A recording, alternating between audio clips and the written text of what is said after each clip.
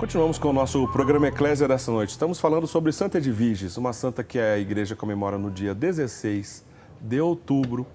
Uma santa de origem nobre, pois ela foi casada com o Duque de Silésia. Silésia, uma antiga região que era uma parte que envolvia a Alemanha, a República Tcheca e a Polônia, né? Portanto, uma santa de origem nobre, uma duquesa, que a gente vai conversar um pouco mais sobre ela na sequência, então, do nosso programa. Padre Guido, vamos continuar a nossa conversa, então, sobre Santa Edviges, ela, então, que é a padroeira dos endividados, né? Nós já falamos, então, que ela foi uma jovem mãe, que ela se casou cedo, aos 12 anos, né? E teve 7 filhos. Depois ela fez um combinado com o marido dela, o Duque de Silésia, que também faleceu cedo. Mas eles combinaram de se entregar a Deus, vivendo castamente, né? Cada um vivendo sua consagração a Deus. Depois que ele morreu, ela entendeu a providência de Deus, não se revoltou, como já conversamos no bloco anterior.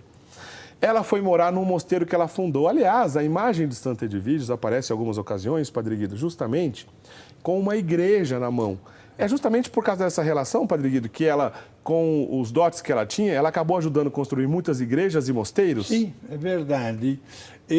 Ela gastou, digamos assim, os seus bens pessoais e também da sua família na construção de inúmeros mosteiros, especialmente de vida contemplativa e também de igrejas santuários, favorecendo o lugar onde as pessoas pudessem encontrar-se com Deus, né? E, além disso, é bom que nossos amigos telespectadores saibam que ela ajudou muito na construção de hospitais e de lugares até de tratamento de várias doenças.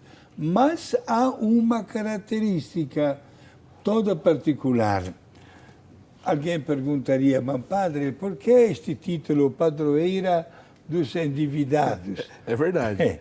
Na verdade, no mundo inteiro há pessoas endividadas. Se não deixar escapar uma frase no outro bloco, né? De uma maneira direta ou indireta, nós também, né? Se queremos comprar um móvel ou podemos, com imenso sacrifício, adquirir um carro, é tudo a prestação, né? Porque é verdade. Falta, exato, é possível. Agora, gente, na época de Santa Edviges, havia leis muito severas contra as pessoas que não estivessem em dia com o pagamento, era cadeia. Hoje nós sabemos, infelizmente, que há tanta gente que está sonegando os impostos, etc. Mas a cadeia, gente, elas estavam cheias já naquela época de pessoas que não pagavam os impostos, não tinham condições, etc. O que fazia Santa Edviges? Visitava pessoalmente os presos. E diante da história de cada um dos presos, que tantas vezes eram pais de família, e que não tinham nenhum recurso para poder vender, para adquirir um dinheirinho e pagar, colocar-se em dia, ela mesma, minha gente, não somente pagava as dívidas, mas pagava também as taxas necessárias naquela época para conseguir libertar os presos, encontrava um trabalho para esta pessoa trabalhar e ganhar honestamente a sua vida e sustentar com dignidade a família. Que bonito. Então, essa fama começou a partir do momento que ela começou a visitar os presos. Perfeito. E aí ela pagava, então, quitava a dívida desses presos, livrava, então, do problema da cadeia e ainda ajudava a arrumar emprego. Puxa vida, Padre Guido. Até isso ela fazia. Gente, grande virtude, né? Uma grande virtude. Naquela época, veja só, como deveria ser hoje. Nós não fazemos nenhum milagre para nascer numa família que tem condições econômicas, etc. Né? Tudo isso é fruto do trabalho, da boa vontade, etc.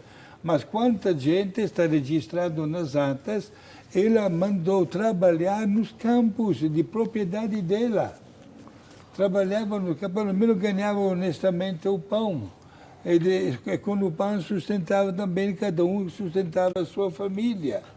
Assim a gente entende um pouco mais. Nós falamos agora há pouco que uma maneira que Santa de Virges é retratada na arte é com a igreja, mas também às vezes apresenta como uma coroa. Sim. Quer dizer, que ela colocou a sua nobreza, a sua coroa a serviço dos pobres. Né? Não é isso, Padre Guido? E aqui nós temos uma grande lição, Diácono Eric, prezados amigos telespectadores. Deus não tem nada contra aquela pessoa que tem uma coroa, que tem bens materiais, certo, que nasce rico, etc. Não tem nada. Mas Deus quer que quem tem possibilidades use estas possibilidades para o serviço dos menos favorecidos. Aí sim que a riqueza bem compartilhada adquire um aspecto bem diferente. E a santa compreendeu que a maior riqueza da vida dela era aquela de ver o sorriso nos lábios das pessoas que ela mesma acabava ajudando. E, aliás, Padre Guido, se ela teve 7 filhos, ela teve muitos netos. Sim. Né? E parece que eles também seguiram o seu exemplo, né? Está registrado este pormenor, Diácono Eri. Ela lutava para que não houvesse briga. Geralmente, sabemos, né, na história, às vezes é suficiente uma pessoa morrer com um pouquinho a mais de dinheiro que já dá briga nos parentes. Né? Até pessoas que acabam não dialogando mais um com o outro e fazendo de tudo para nem se encontrar na rua, etc., devido ao dinheiro. Essa santa compreendeu exatamente o oposto, que a maior e melhor riqueza é aquela da partilha, com os bens materiais, vendo as pessoas viver melhor, vendo as famílias bem constituídas, etc., e sobretudo diante, porque da situação de ter vários parentes íntimos, digamos, que reclamavam ou queriam alguma coisa a mais, deve ter até sofrido muito Santa de Virgem para que não acontecesse uma briga entre um e o outro, mas todos aceitassem as condições normais, né, das suas condições de vida, deixando a santa trabalhar em paz à vantagem dos menos favorecidos. Ô, Padre Guido, a gente está falando bastante sobre Santa de Virges e dessa relação do cuidado que ela tinha com os pobres, com os presos, que falamos agora há pouco. Daqui a pouco quero ainda abrir um parênteses para falar sobre a relação do ensino que ela ajudou a patrocinar, a educação, etc. Mas antes disso, a gente não pode esquecer que a gente não está falando de uma santa que foi santa pois trabalhou muito. Se santificou, é verdade, através desse trabalho entre os pobres. Mas o senhor destacou agora há pouco os mosteiros que ela fundou de vida contemplativa, porque esse trabalho da oração está intimamente ligado com essa ação. Ainda, nós conversávamos antes do programa, Padre Guido, o senhor lembrou de uma passagem de São Vicente, né, que ajuda a ilustrar um pouco dessa ideia e o pensamento de Santa de Virges. Então, daqui a pouco a gente está passando uma imagem errada. Ela não era apenas uma grande trabalhadora, mas uma mulher de profunda oração, né, Padre Guido? Muito. E renunciava até aos bens mais simples, e descalça, por exemplo.